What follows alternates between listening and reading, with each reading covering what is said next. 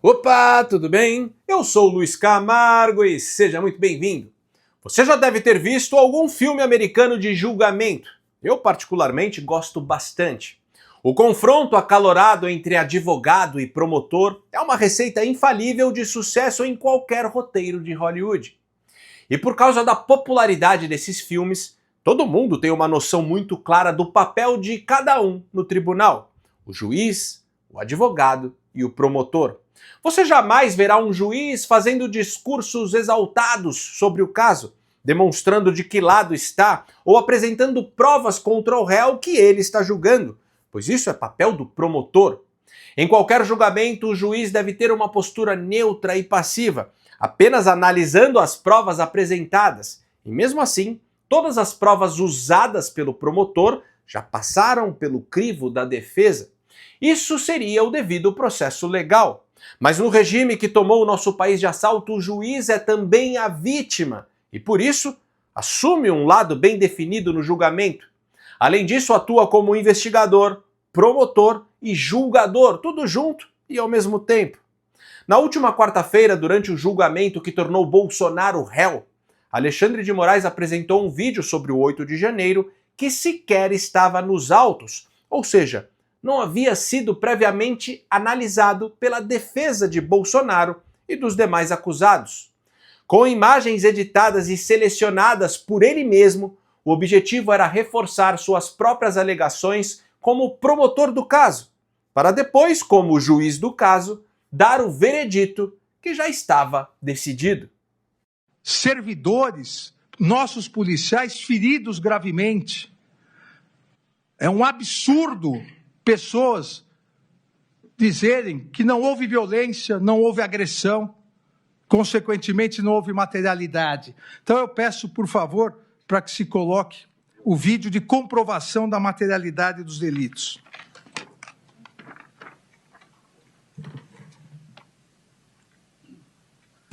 Aqui, seguindo o que a Procuradoria-Geral denunciou, os acampamentos golpistas em que mais de 570 réus confessaram que queriam intervenção militar. Honestamente, isso que você acabou de assistir lembra a atuação de um juiz em um julgamento? Ou parece mais com um promotor tentando a qualquer custo fazer valer sua acusação perante o juiz ou perante o júri? Pessoal, já vai mandando aquele like esperto no vídeo, deixe também um comentário qualquer, nem que seja só um alô mesmo, pois isso faz com que a plataforma entregue o vídeo para mais pessoas. Aproveita também e confere se você continua inscrito no canal, aciona o sininho das notificações e, se for novo por aqui, me dê essa moral e se inscreva no canal. Feito? Então vamos lá. Moraes justificou sua atitude dizendo que fatos públicos e notórios independem de prova. No entanto, o vídeo foi editado em seu gabinete para construir uma narrativa. O vídeo não apresenta fatos públicos e notórios, como ele alega, mas apresenta sua leitura particular dos acontecimentos. Tanto que o que foi apresentado não coaduna com os fatos que foram excluídos do vídeo, como as imagens do general G. Dias abrindo as portas do palácio e recebendo amigavelmente os manifestantes como se fosse uma espécie de guia turístico do local. Assim como também não inclui as imagens dos manifestantes que se reuniram para gritar "não quebra, não quebra". Não quebra, não quebra! Estamos no Congresso! Não quebra, não quebra, não quebra, não quebra, não quebra! Ou o vídeo da manifestante que, revoltada com o que estava acontecendo, tentou denunciar o criminoso tocando fogo no Congresso. Gritando fogo não! Ah, safado, tá vendo? Sai daí! Isso aqui, ó, não foi a gente! Quem é, ó? Quem é, ó, sem terra, ó? Você tá botando fogo, ó! Vai me ajudar lá! Apaga!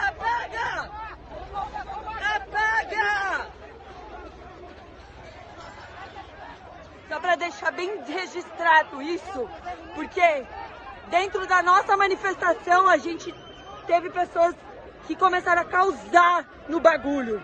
Causar no bagulho.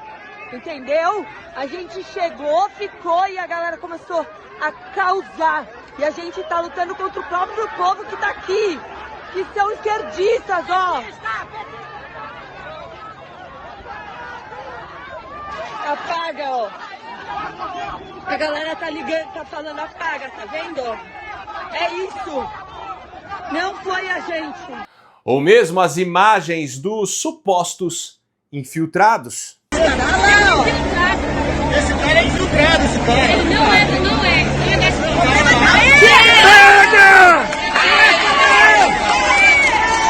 Ou seja, como muito bem disse o Deltan Dallagnol, Moraes fez algo absolutamente impensável para um juiz. Ele mesmo produziu uma prova para comprovar a culpa dos réus, escondeu das defesas, tirou da cartola e exibiu no meio do julgamento usando-a contra os acusados para receber a denúncia, violando o contraditório, a ampla defesa e o princípio da não surpresa. Nos Estados Unidos, se um promotor apresenta um material sem o conhecimento da defesa, ele é imediatamente repreendido e punido pelo juiz, e o material não pode mais ser considerado no julgamento. Agora, imagine o próprio juiz fazendo isso. Só não podemos esquecer que o governo Donald Trump está atento a 3 processos que tramitam no STF e podem ter repercussões diretas para a política internacional. Um dos casos envolve um inquérito sob relatoria de Alexandre de Moraes, onde usuários do X de Elon Musk, que residem nos Estados Unidos, foram censurados. O que levou a Trump Media a acionar a Justiça dos Estados Unidos contra Moraes. Outro julgamento de interesse do governo americano diz respeito à possibilidade de responsabilizar redes sociais por conteúdos publicados por usuários. Se isso acontecer, a Casa Branca enxerga como um grande risco para a liberdade de expressão. Por fim, a terceira pauta, acompanhada de perto pelo Homem Laranja, diz respeito ao julgamento de Jair Bolsonaro. O presidente americano interpreta o processo como parte de uma perseguição política contra a direita no Brasil. Perseguição essa que durante o governo Biden foi financiada pela USAID. E para completar, como sabemos, o Congresso dos Estados Unidos e a Casa Branca avaliam sanções que podem atingir os ministros do STF que atuam na primeira turma, juízes auxiliares, o Procurador-Geral da República, Paulo Gonet, e até delegados da Polícia Federal. E veja bem, quando falamos em sanções aplicadas pelo governo americano, não nos referimos apenas à revogação de vistos para a entrada nos Estados Unidos, mas também à morte financeira. Isso ocorre devido à Lei Magnitsky, que autoriza a Casa Branca a sancionar indivíduos considerados violadores dos direitos humanos.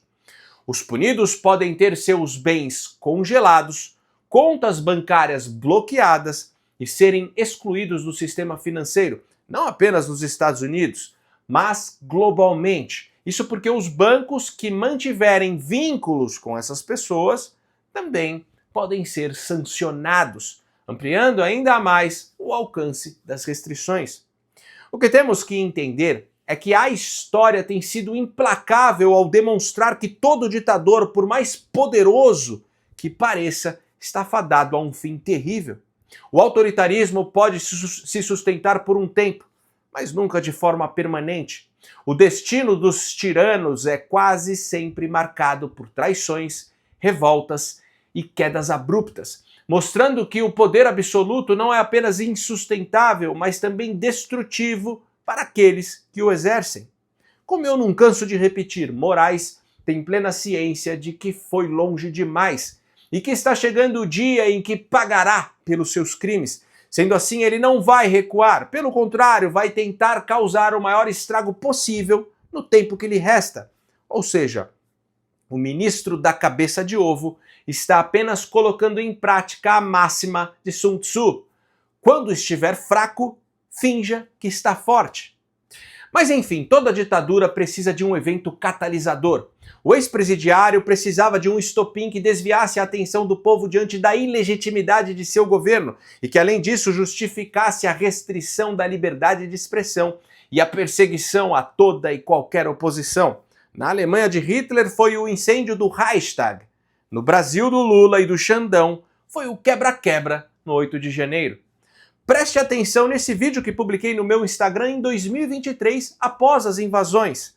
Aliás, já aproveita para me seguir no Instagram, @LuizCamargoVlog.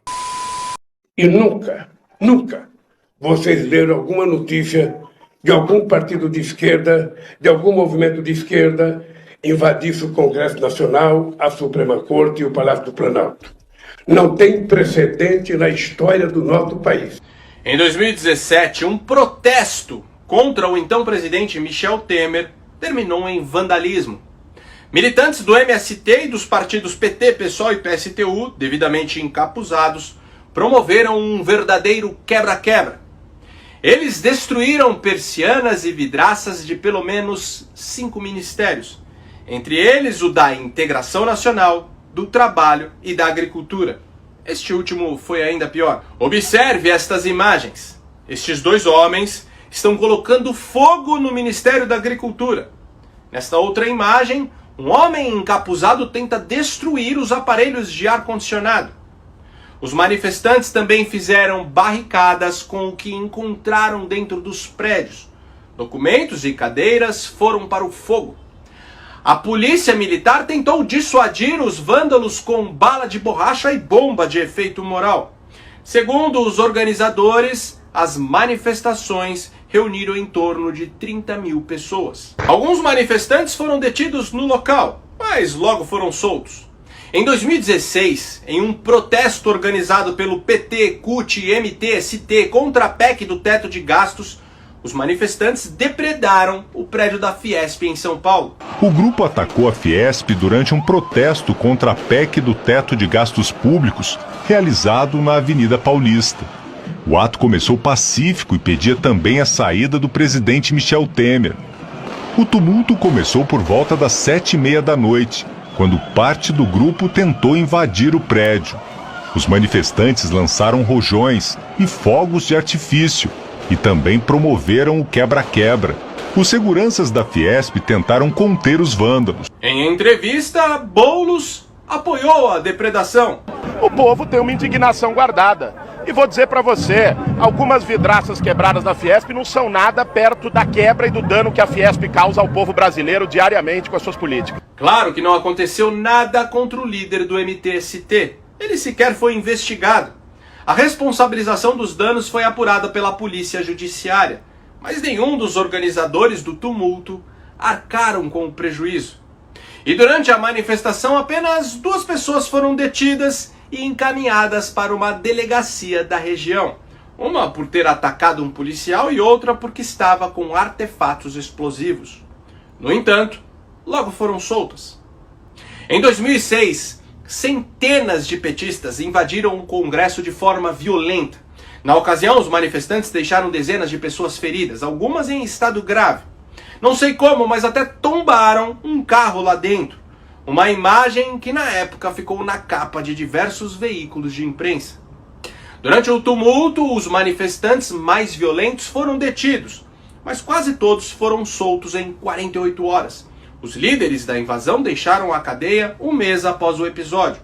O juiz do caso, de primeira instância, decidiu que a principal responsabilidade do episódio era das autoridades que não reforçaram a segurança mesmo sabendo da iminência do protesto. E mandou soltar todo mundo. Ninguém foi punido posteriormente. Diante disso tudo, eu te pergunto, por que nenhuma dessas pessoas envolvidas em atos de vandalismo, iguais ou até piores aos de 8 de janeiro, ficaram presas? Bom, todas essas pessoas que picharam, invadiram, quebraram e até incendiaram prédios públicos e privados para protestar ou para tentar derrubar o governo constituído, não morreram na prisão sem julgamento, como aconteceu com o Clezão. Aliás, a maioria sequer foi detida.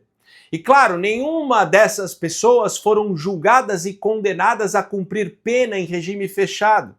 Por outro lado, a cabeleireira Débora foi condenada a 14 anos de prisão só porque ousou pichar com batom uma estátua. Quando eu estava lá, já tinha uma pessoa fazendo a pichação. E ele faltou talvez um pouco de malícia da minha parte, porque ele começou a escrita e ele falou assim: eu tenho a letra muito feia, moça, você pode me ajudar a escrever?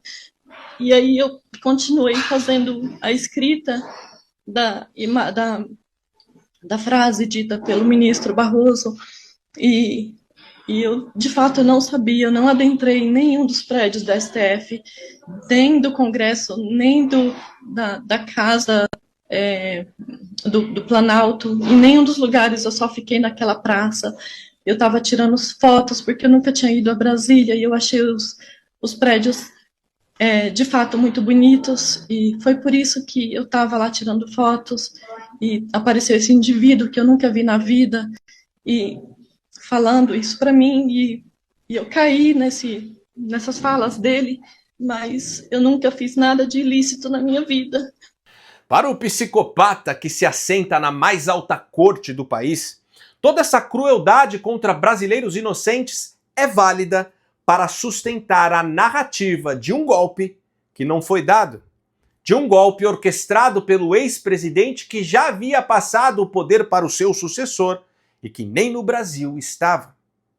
Bom, dito tudo isso, agora vamos dissecar todos os detalhes mais obscuros do julgamento que transformou Bolsonaro e mais 7 membros de seu governo em réus por conta deste suposto golpe. Também vamos analisar o futuro da maior liderança da direita brasileira, que mesmo sob perseguição implacável, mesmo sendo alvo de uma destruição sistemática de reputação promovida pela grande mídia, segue imbatível nas pesquisas.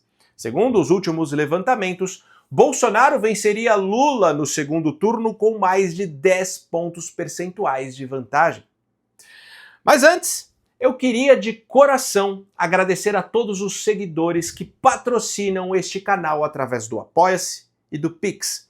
Tenham em mente que cada um que apoia de alguma forma mídias alternativas, como este canal, está contribuindo para a disseminação de informações que o regime vigente neste país queria a qualquer custo nos impedir de acessar.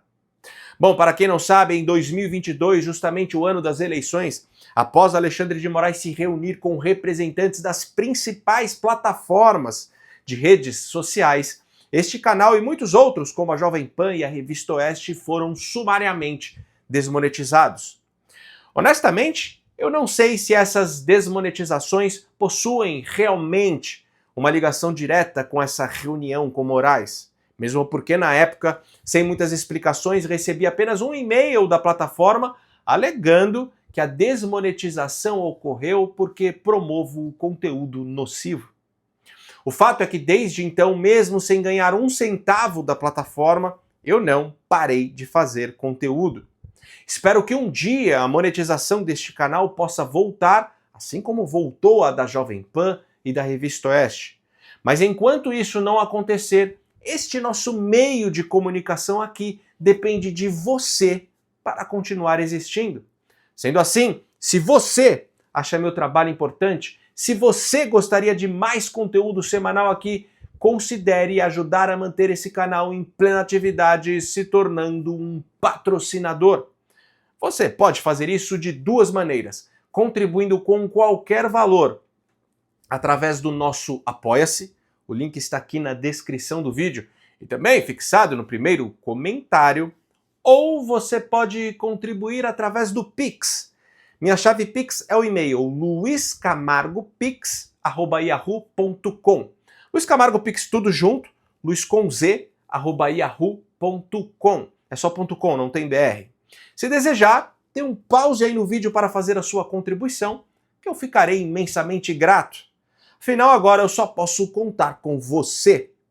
Recado dado, então bora para nossa análise.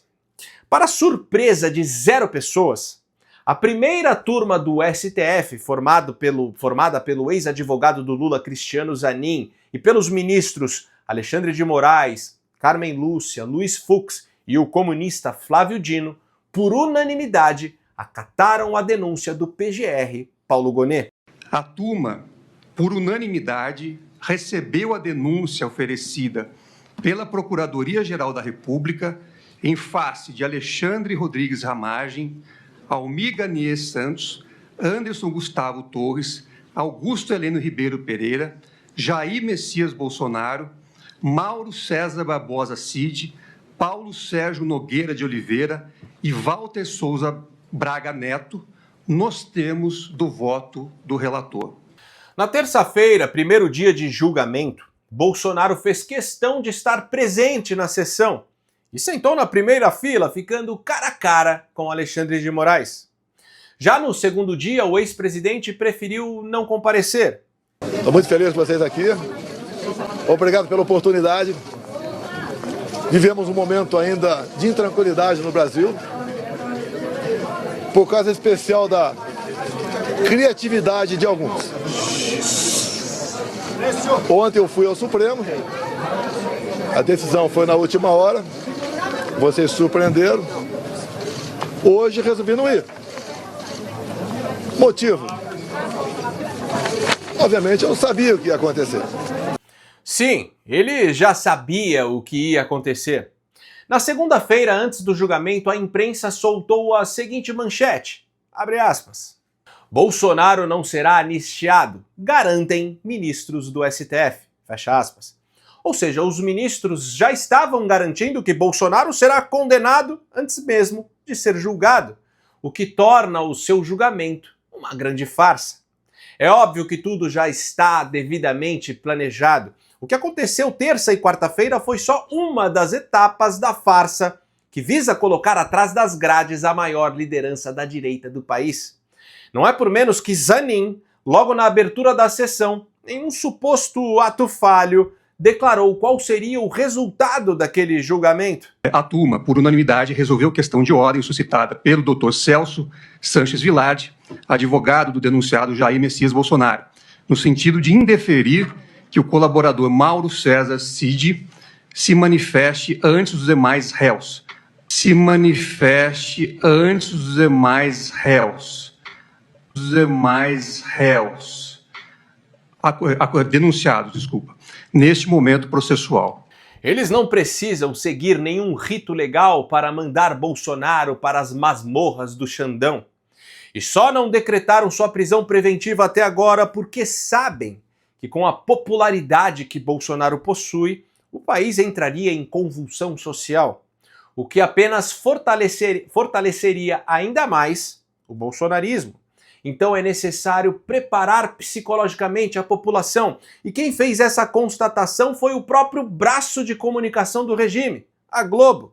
Isso lá em janeiro do ano passado, quando a Polícia Federal, a mando de Alexandre de Moraes, apreendeu o passaporte de Bolsonaro. Todos os caminhos estão levando Bolsonaro para a prisão.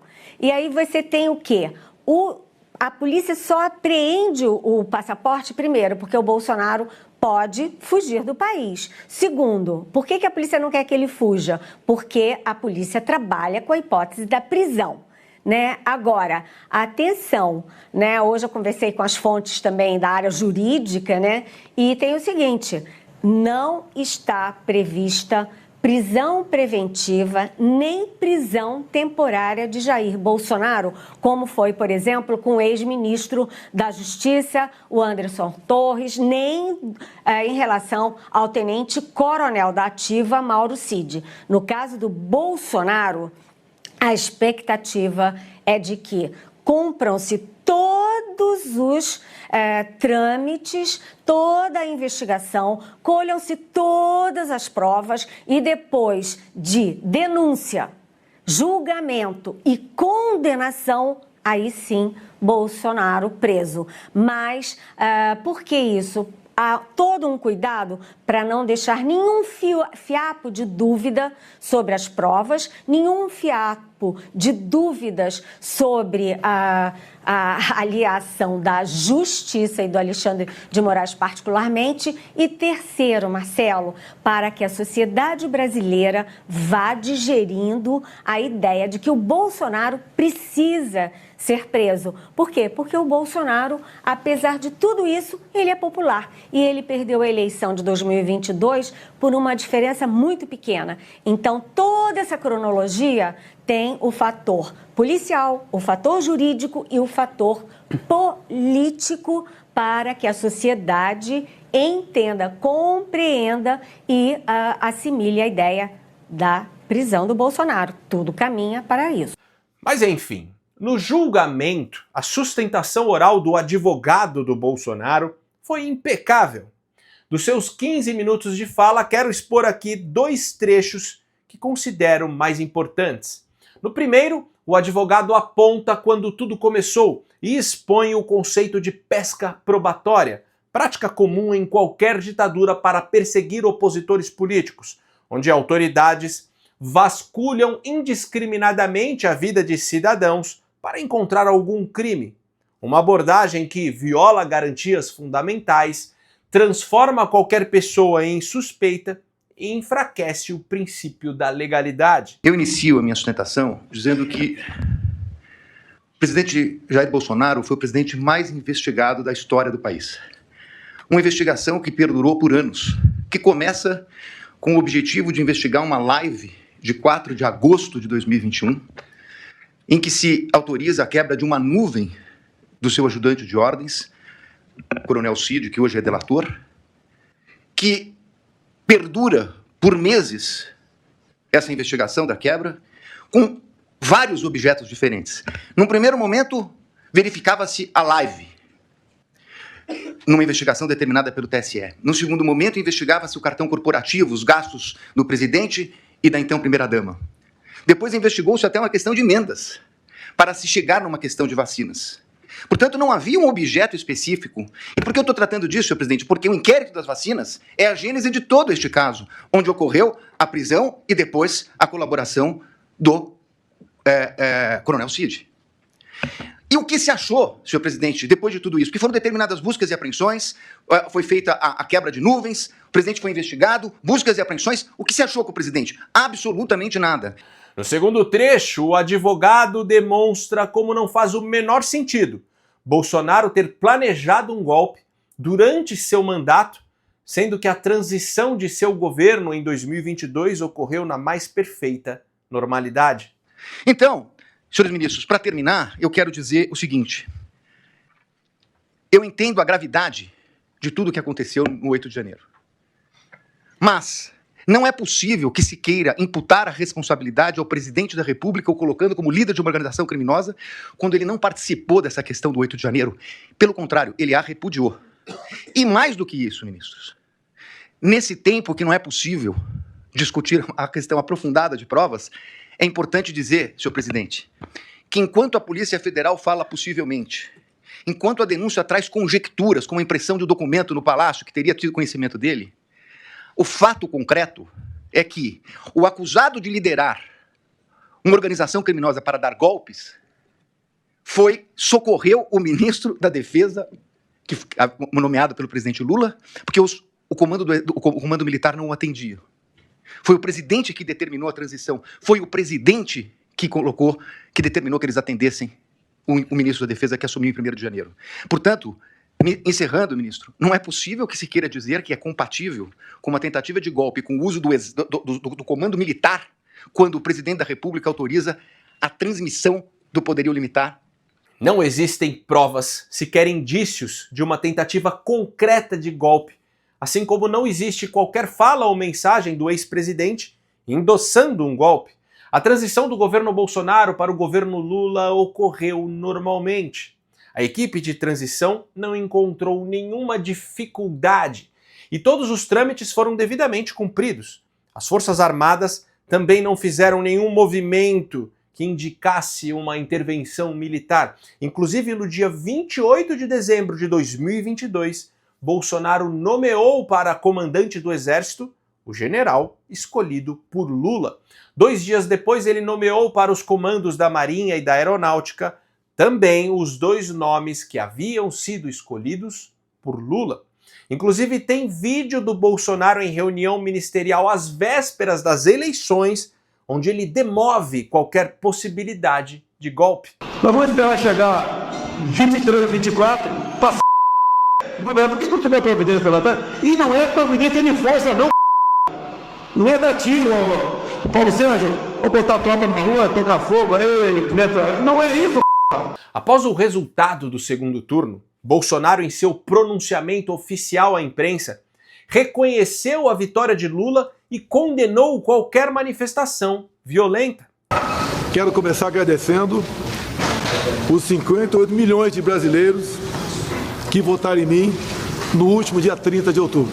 As manifestações pacíficas sempre serão bem-vindas, mas os nossos métodos não podem ser os da esquerda, que sempre prejudicaram a população, como invasão de propriedades, destruição de patrimônio e cerceamento do direito de ir e vir. E o próprio Mauro Cid, quando desabafou sobre sua delação, afirmou com todas as letras que jamais usou a palavra golpe. Cara, vou te dizer, esse troço tá entalado, cara. Tá entalado, o cara botou a palavra golpe, cara. Eu não falei uma vez a palavra golpe. Quer dizer, furo, foi erro, foi sei lá, até condição psicológica que eu tava na hora ali. Porra, a quantidade de palavras de golpe que ele botou. Cara, eu não falei golpe uma vez. Como sabemos, Bolsonaro nem deveria ser julgado pelo STF, visto que a suposta tentativa de golpe ocorreu no dia 8 de janeiro de 2023, quando ele não estava mais exercendo mandato e, por isso, não possuía prerrogativa de foro privilegiado. Sendo assim, esse julgamento deveria estar tramitando na primeira instância. No entanto, o argumento é que, apesar das invasões terem ocorrido no início do governo Lula, o planejamento do golpe ocorreu durante o governo Bolsonaro. Por isso, o caso deve ser julgado na Suprema Corte.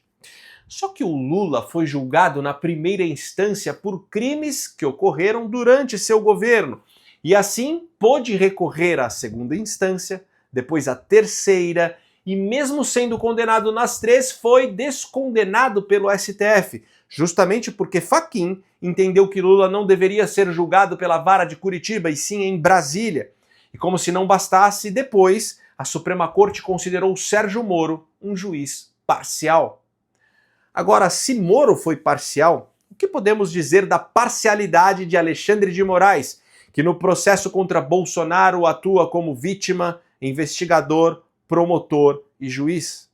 Mas ok, mesmo passando por cima de todas essas ilegalidades latentes, Bolsonaro deveria ao menos ser julgado pelo Pleno do Supremo, e não pela primeira turma, onde 3 dos 5 ministros têm total interesse na sua condenação. Zanin é ex-advogado de Lula, Flávio Dino é ex-ministro do governo alvo do suposto golpe, e Moraes a principal vítima do suposto golpe.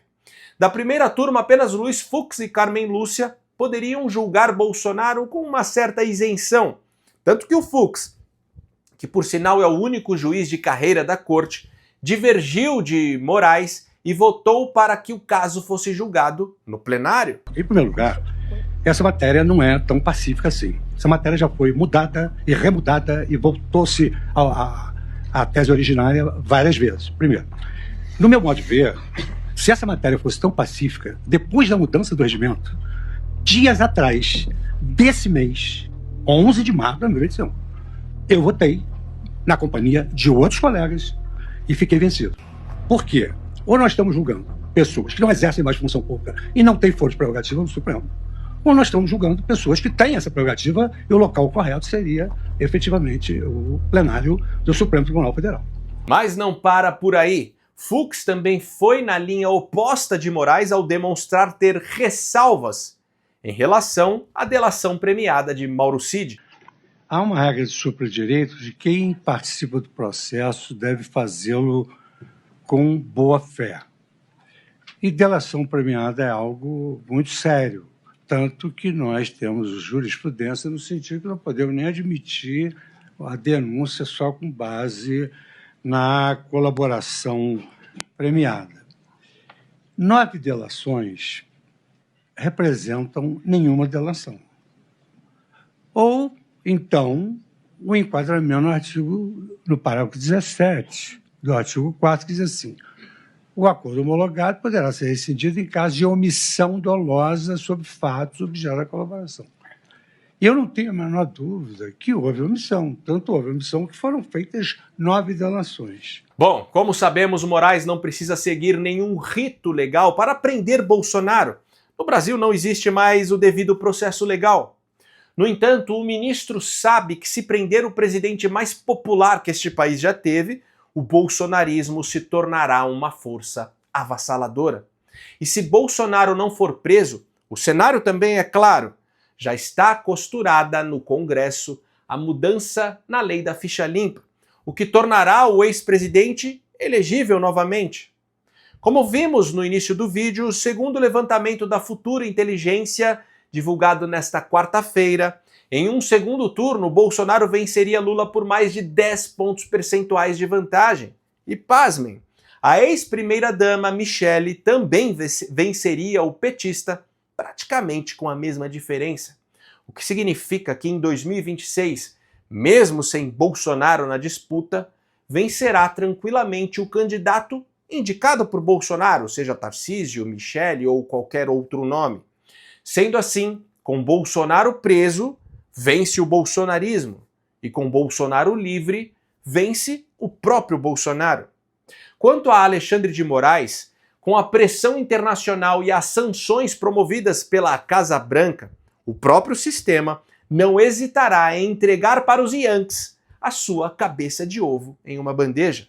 Ou seja, no final vamos vencer, até porque não há mal que dure para sempre. Se você gostou desse vídeo e acha esse tipo de conteúdo importante, considere de verdade ajudar a manter esse canal em plena atividade. Pode ser com qualquer valor. Minha chave Pix é o e-mail luiscamargopix@yahoo.com. Luiz Camargo Pix tudo junto, luisconz@yahoo.com. Não tem BR. Ou se preferir, o link do nosso Apoia-se está aqui na descrição do vídeo. No mais, curte e compartilhe ao máximo esse vídeo, deixe aqui seu comentário para ajudar no engajamento e me siga em todas as redes sociais, @LuizCamargoVlog. Então até o próximo vídeo, valeu!